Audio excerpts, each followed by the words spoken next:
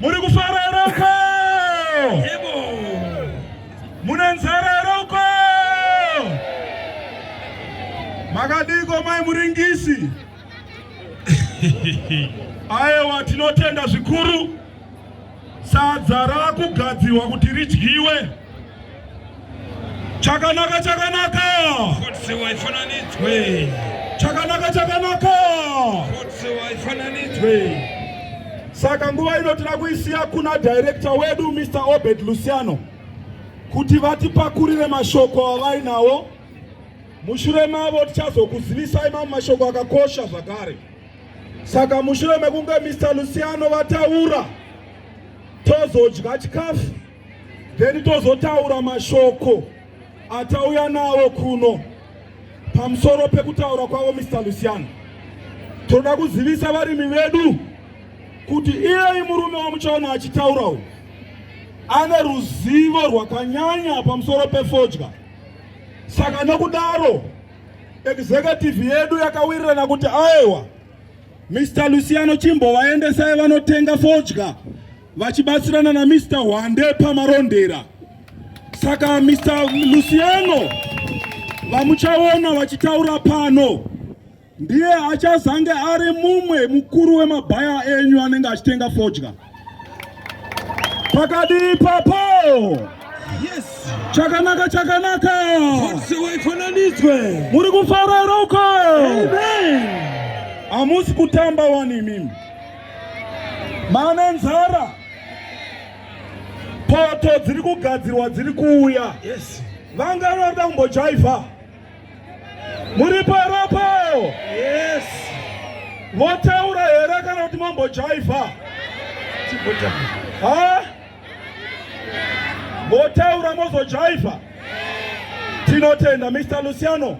Tinotora mukana uno kukupai kuti musangane nevarimi vedu, madzimambo edu nevese vanoremekedzwa vari pano.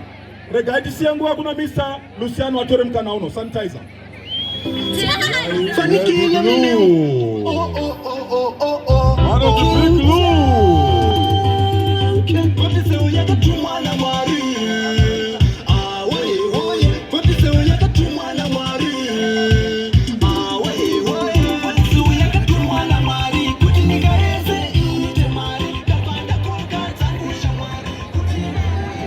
Botso yakatumwa naMwari ndosaka yaunza Mr. Luciano. Chakanaka.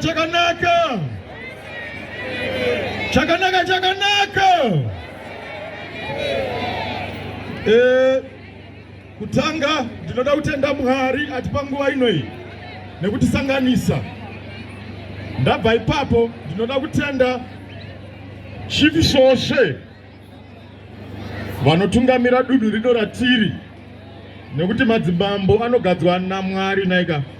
Saka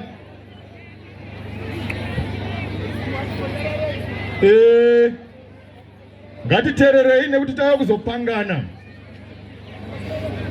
Ngatitererei mashoko atava kuzopangana. Rwiyo rweduru rwatiri kusvetuka ruri kutaura kuti Huyayi tirangane. Saka tava kuzorangana tiri pamwe chete. Chakanaka.